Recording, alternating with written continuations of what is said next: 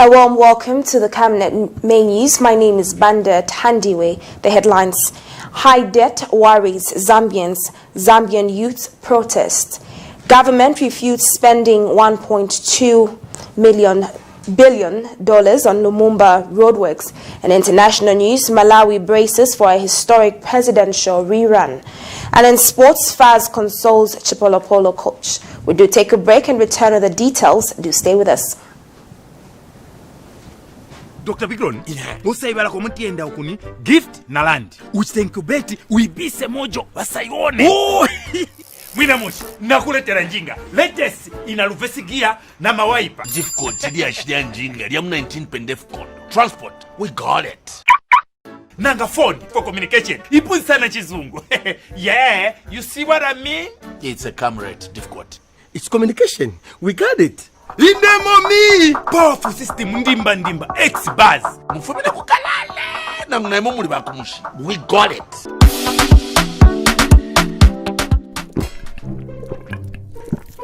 Yo Bigron, utole noleta nchemfule mungani.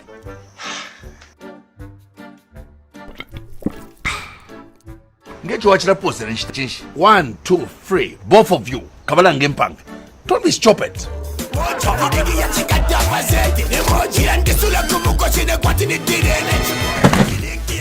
We got it.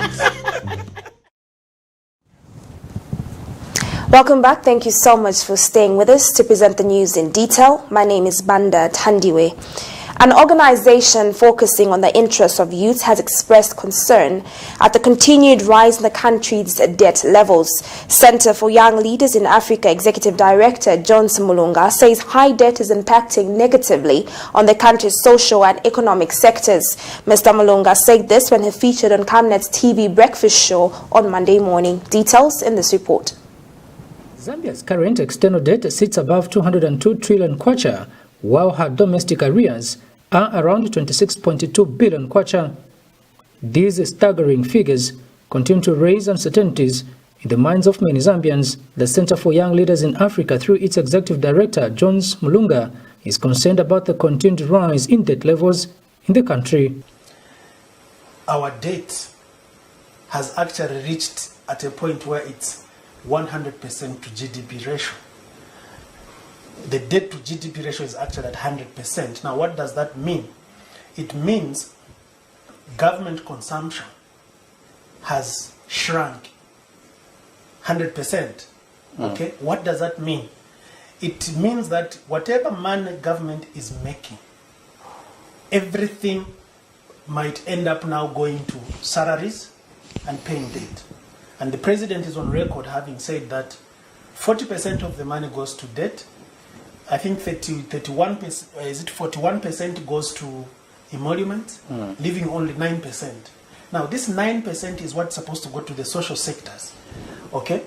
Now, when government is consuming, it means it is spending money on its activities. It is government spending on its activities that stimulates economic investment. He sheds more light on the impact of high debt. As it is today, there is so much debt such that the government of the Republic of Zambia is spending so much money servicing that debt at the expense of its other programs. And now, because these other programs are being affected, there is no employment, there is no economic opportunities, there's no contracts that are coming to young people. There is literally no money in circulation according to what is supposed to be happening.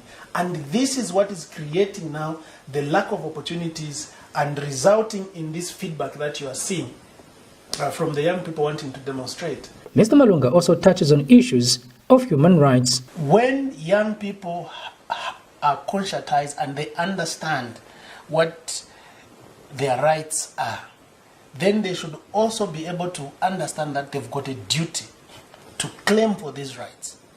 And they've got a duty to engage the duty bearers, who are the political leaders that are elected to be able to deliver these rights. Which they are trying to do right now.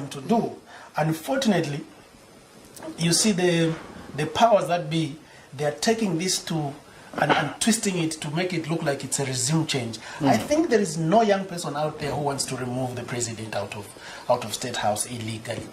This is just a situation where, you know, you've tried to write You've tried to talk, you've tried to engage, but then nothing seems to come out straight. The Zambian populace too is concerned about the affairs of the country.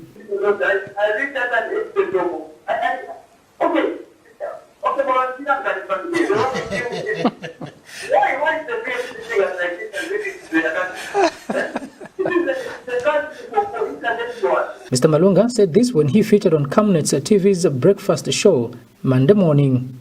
Kalan Muchima reporting in Lusaka.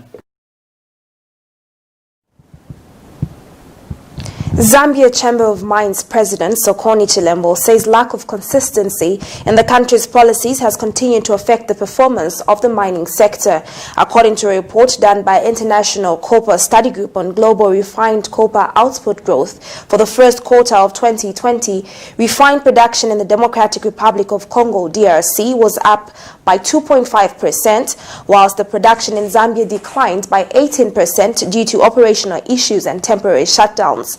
And Mr. Chilembo has told Camnet Television in an interview that DRC in the last 11 years changed its mining policies once, while Zambia has in the same period changed its mining policies 12 times.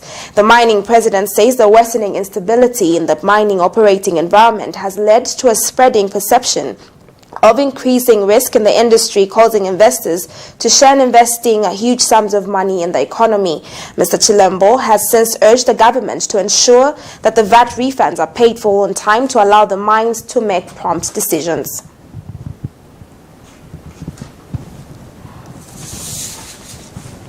And in other news, police on Monday morning swamped the streets of Lusaka in readiness to call any organized protests by Zambian youths. However, the Zambian youths decided to take their protest in the bush, where they aired out their concerns to authorities. More details in this report.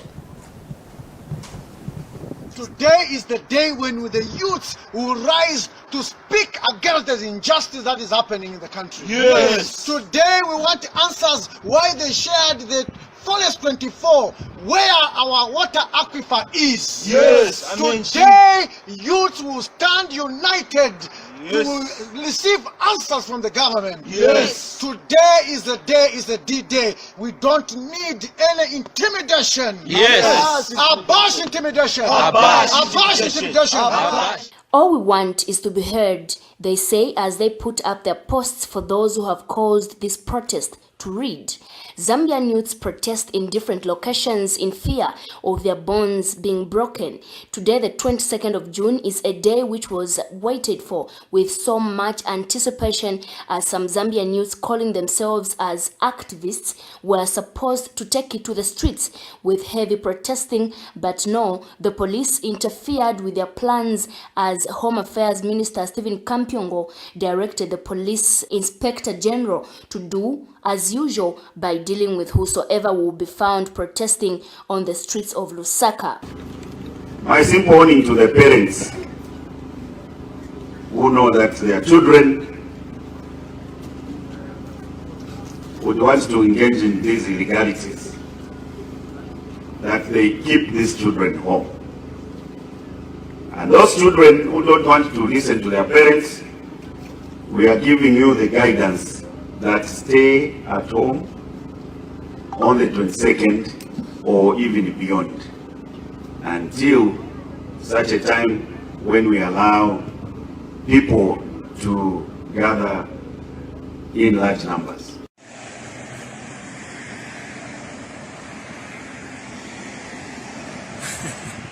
The central business district of Lusaka province was heavily guarded by police as they parked at almost every corner of Lusaka, ready to deal with the disgruntled youths. However, in order to protect their bonds from being broken, like directed by Cabo Member of Parliament Tutu Angulube, the youths decided to hold their protest in different parts of Lusaka as others took to the bush.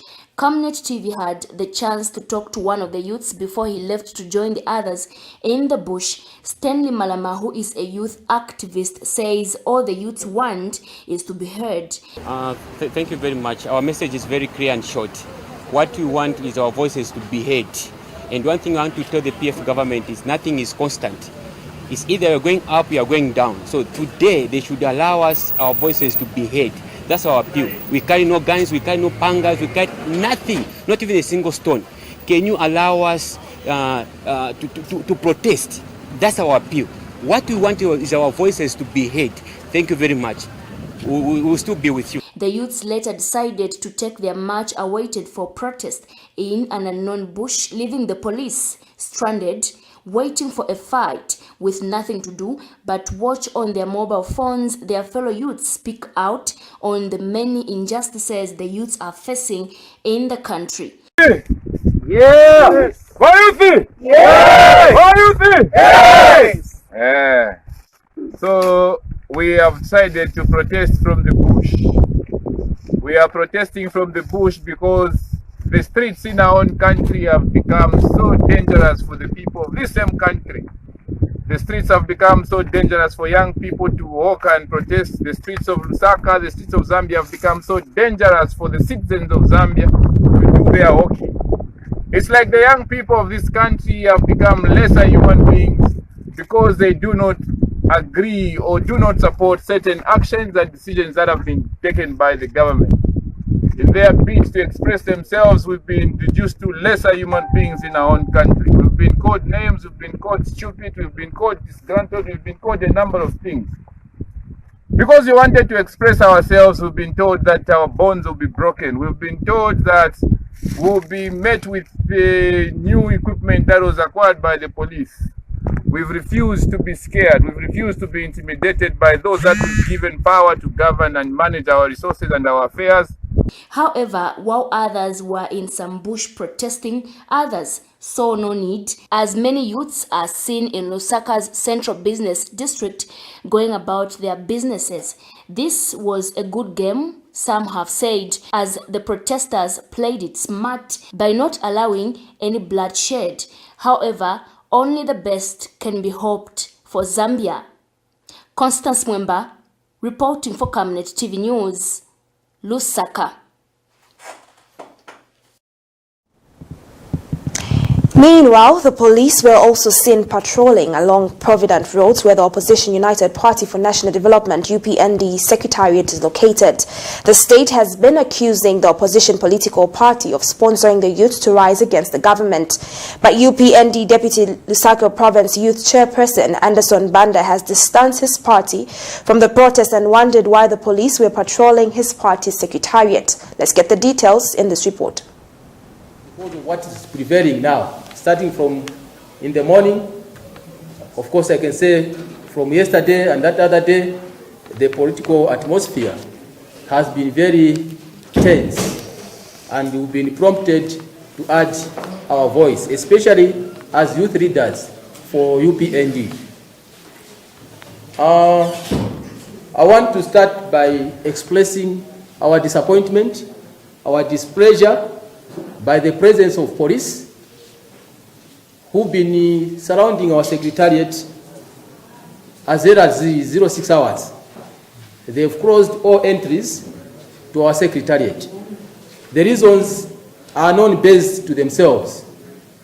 As a matter of fact, as UPND, especially the youths, we are not involved in the protest. Whether it's taking place or it's not taking place, we are clearly not involved.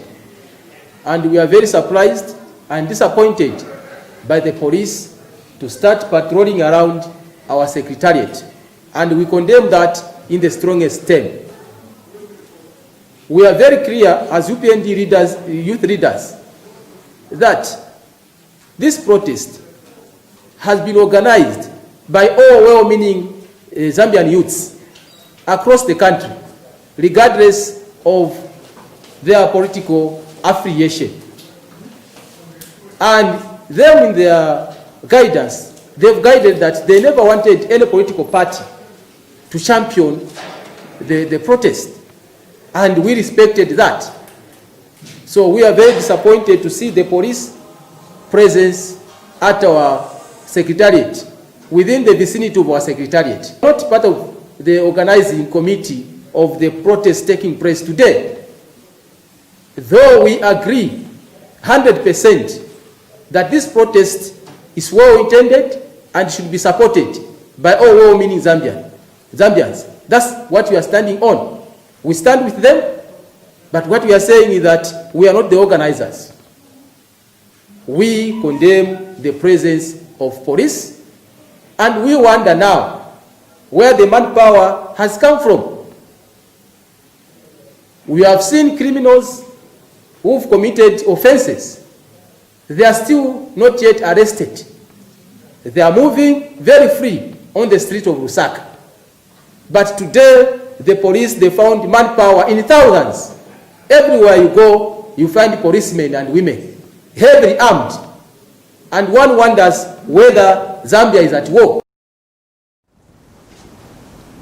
And in other news stories, the Zambian government has refuted allegations made by Opposition United Party for National Development UPND President Hakainde Hichilema that the state has spent $1.2 billion on the rehabilitation works along Lumumba Road. Housing and Infrastructure Development Minister Vincent Mwale has clarified that government has spent only $70 million on the project. In a media statement to Camnet News, Mr. Mwale says the amount is inclusive of other works which include Lumumba, Mungwi, Great North and Gwerere to Kasisi roads. Mr. Mwale has further explained that the government through the RDA Road Development Agency directed the contractor AVIC International Project Engineering Company to redo the works on the said roads due to deformations observed. The minister says RDA carried out assessments and ordered AVIC to immediately remedy the situation by reworking the asphalt surfacing and the wearing course. He says the works are being done at no cost to the government as it is being done within the defects liability period. And on Sunday, Mr. Hichilema, while touring some selected roads in Lusaka currently undergoing rehabilitation, accused government of spending huge sums of money on roadworks. Let's take a look. The road where $1.2 billion was spent. It's supposed to be spent. Yeah. And before the road is even taken far, they are ripping it apart. So it means the first contract or the first work that was done was shoddy, and Zambians paid for it. Only because somebody had to get a commission, corruption, and the road is being redone again. This is daylight robbery. This is stealing. Shoddy work, stealing, we've talked about it all the time. You're still watching the Camnet News with Banda Tandi, where we do take our second set of commercials. Do stay with us as we return with more news stories. To increase sales of your products and services, advertise on Camnet TV. Reach your clients and target markets directly and see your business grow. For special rates, you can contact our marketing department on 0955 664 305 or 0978 290 626. Camnet TV. Not just another channel. Stay home, stay safe. Times have changed. With the advent of the coronavirus, Lusaka Water Supply and Sanitation Company would like to advise its esteemed customers to avoid visiting crowded places. You don't have to move to pay your water bill. You can do it in the convenience of your home. You can pay your water bills through Zanaco Zapit, Stanbic Bank, Standard Chartered Bank, and FNB. You can also use Airtel, MTN, and Zamtel Kwacha mobile money transfer services. For any inquiries to report a fault, please contact our customer service on +260 211 251 571, +260 975 618 618, and toll-free line 5957, Zamtel only. You can also simply email customerservice@lwsc.com. This public announcement is brought to you by the Lusaka Water Supply and Sanitation Company. Water is life. Sanitation is health. Welcome back. Thank you so much for staying with us. We continue with the news. Information and Broadcasting Services Minister Dora Silia has cautioned Zambians against using social media to slander others. Ms. Silia, who is also Chief Government spokesperson, says the law is very clear on cyberbullying, stating that no one is insulated from prosecution if found guilty of such an offense. The minister notes with sadness that women have suffered the most from Zambians abusing social media. Recently, the Zambia Police Service arrested photographer Chela Tukuta for accusing Ms. Silia of being a prostitute who also connects young girls to other prominent male persons for prostitution. More details in this report. Chairperson for the Caucus for Women parliamentarian Professor Nkanduluo says there is need to have laws that will deal with cyberbullying against women in Zambia. She says people should not be insulted in the name of freedom of speech, as people need to know where the rights end. Speaking at a media briefing held in Lusaka on the 22nd of June 2020, Professor Nkanduluo says the Caucus for the Women parliamentarian will sponsor during the coming sitting of Parliament a private member notion that will protect women from cyberbullying.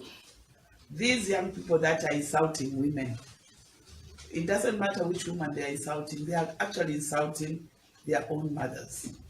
So where is the family fabric? Where has it gone?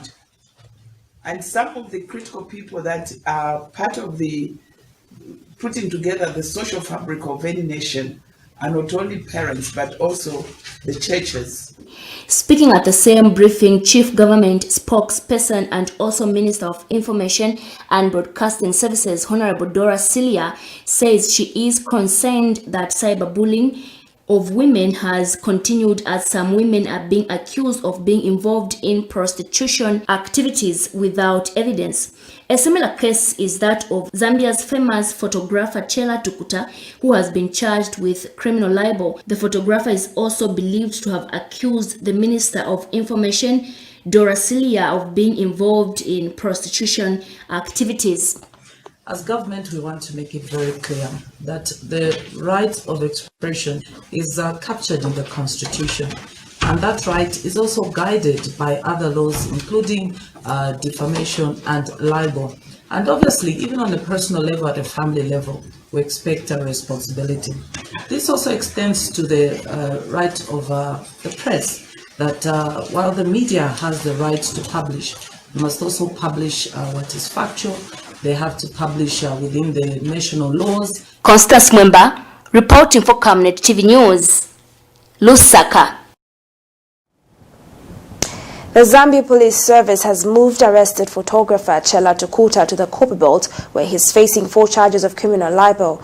Copperbelt Commanding Officer Charity Kantanga has confirmed the development to Camnet TV News in a telephone interview. Ms. Katanga explains that Mr. Tukuta has also been charged with threatening violence against a named individual based on their place of origin. Chela was arrested by police in Lusaka on the 18th of June 2020 on charges of criminal libel, where he is alleged to have issued derogatory remarks against Minister of Information and Broadcasting Services Dora Silia, Zambia Revenue Authority Commissioner General Kingsley Chanda, Northern Province Permanent Secretary Charles Sipanje, and former Special Assistant to the President for Press and Public Relations Amos Chanda. Facebook account called Chela Tukuta Photography. Allegedly, issued defamatory statements and waged or great threats against tribe, or origin on the dates that I've mentioned. So we have one is in relation to Mr. Abdullah Khalif, 68, of Itawa in Dola, also the director for Khalif Motors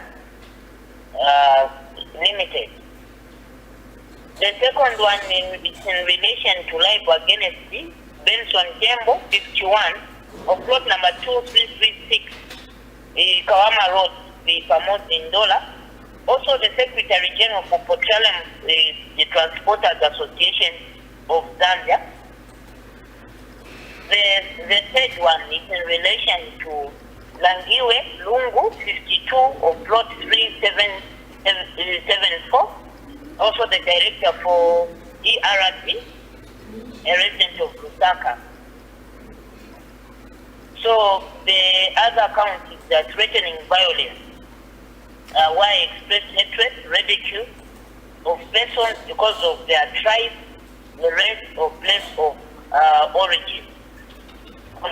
Section 98, Cap 87 of the laws of Zambia, and also discharged under Section 71, the subsection 1, Cap 87 of the laws of Zambia.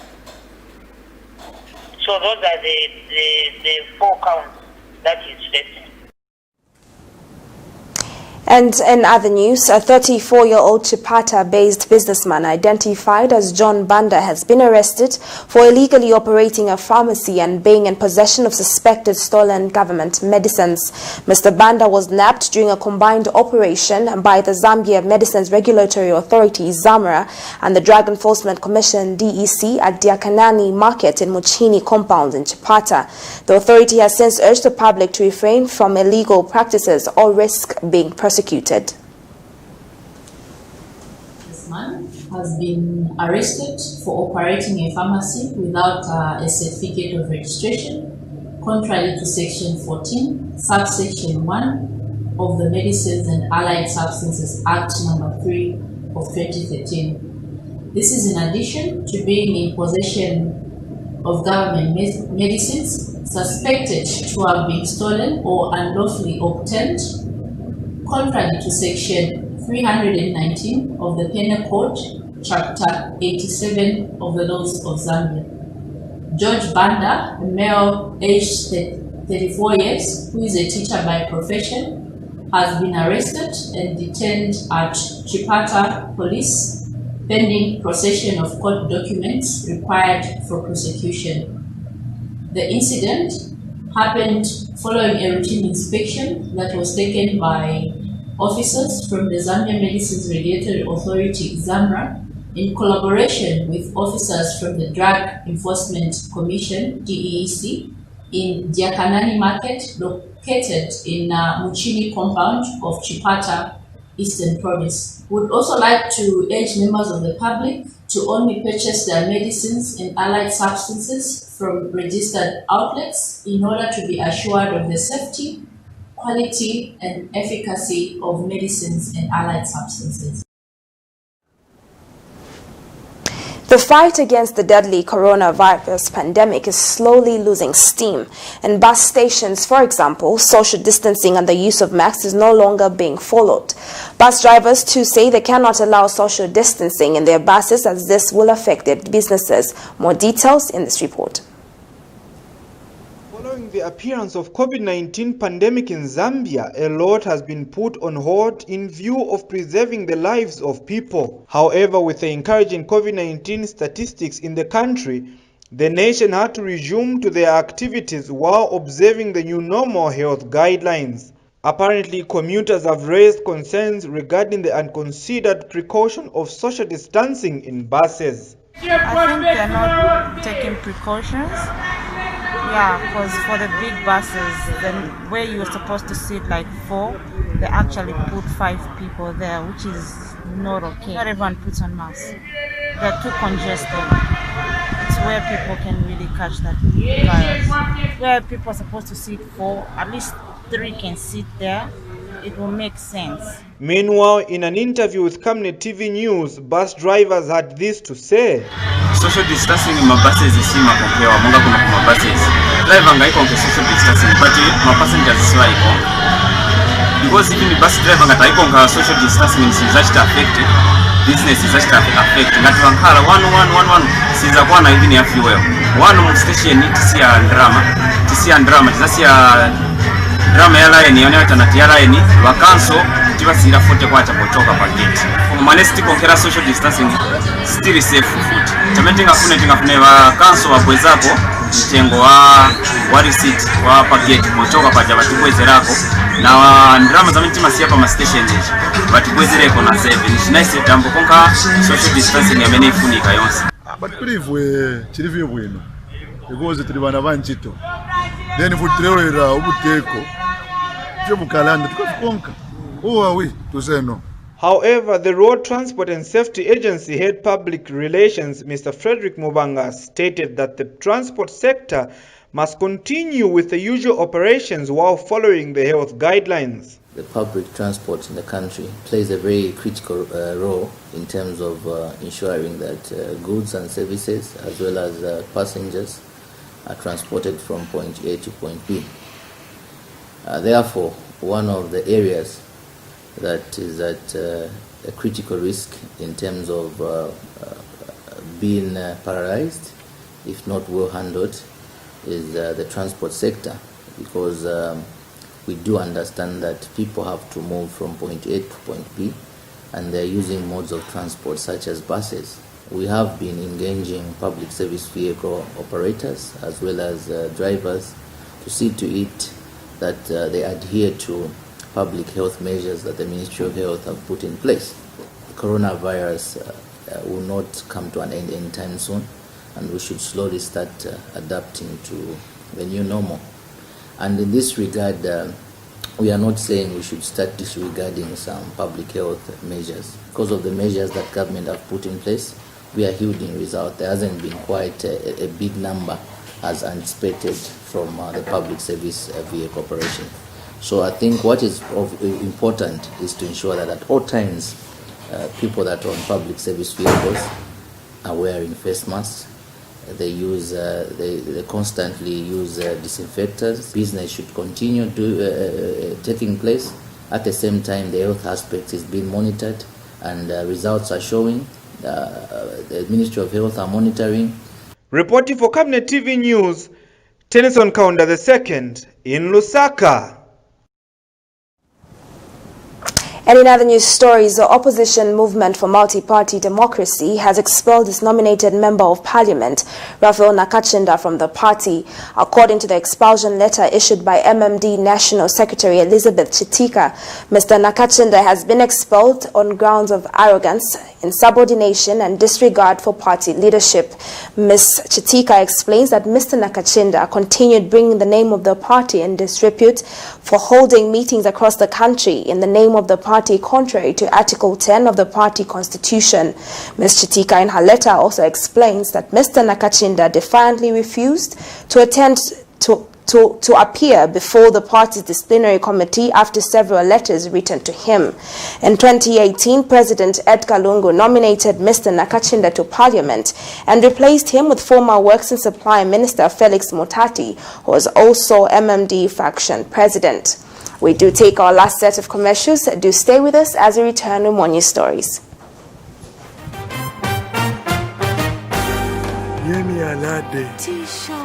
Can I have that meal over there? And I really want that crisp, fresh apple taste from the garden. Can I have happy apple? I think I'll have my big bite 2 meal with happy waziwaka. Give us your enjoy an appetizing big bite meal with an happy drink of your choice. A meal is not a meal without an happy drink. And now introducing Happy in a can. Welcome back. Thank you so much for staying with us. We continue with our news. In our international stories, the BBC reports that Malawians returned to the polls on Tuesday for a rerun of the presidential election 5 months after the Constitutional Court annulled the results of a disputed vote last year. Cuban President Peter Mutharika had initially been declared the winner of the May 2019 election with a slim victory, gaining 38.5% of the vote. But opposition leaders challenged the results in court, citing massive irregularities. Judges agreed with them and nullified the results in February and ordered a repeat of the election. The opposition has now united under a single candidate and will take up President Mutharika, who is running for a second term in office. The vote will pit incumbent Mr. Mutharika against Lazarus Chakwera, a former evangelist and who was a united opposition and a coalition looking to unseat the ruling Democratic Progressive Party, which was formed in 2004 by the current president's brother.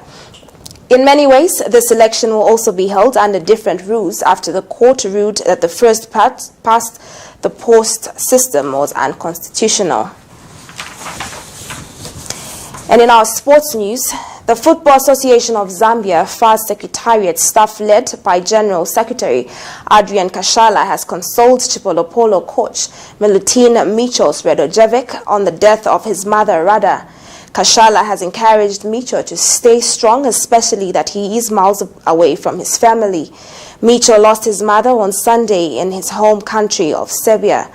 The Chipolopolo coach has since thanked the FAS staff for the consolation, saying Zambians have proved that their associations to people go beyond business. That sports news story brings us to the end of the news, but before we go, a recap of the headlines. High debt worries Zambians. Zambian youths protest. Government refused spending $1.2 billion on Lumumba roadworks. And international news, Malawi braces for a historic presidential rerun. And in sports, FAS consoles Chipolopolo coach.